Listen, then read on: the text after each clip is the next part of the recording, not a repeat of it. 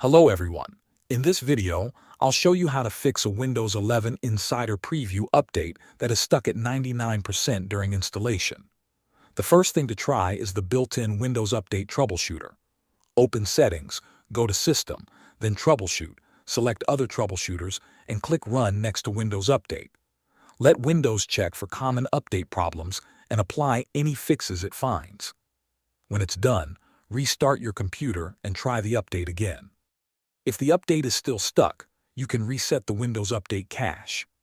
Press the Windows key, type Services, and press Enter. In the Services window, find Background Intelligent Transfer Service, Cryptographic Services, and Windows Update. Right-click each one and choose Stop. If the Stop option is unavailable, that service is already stopped, so you can move on.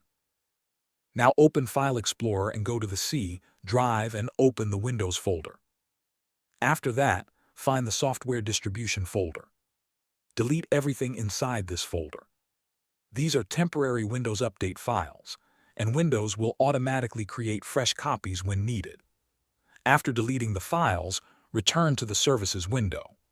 Right-click the same three services and select Start. If a service is already running, choose Restart instead. Once all three services are running again, restart your computer. After Windows starts, the update should install without any problem. Thanks for watching.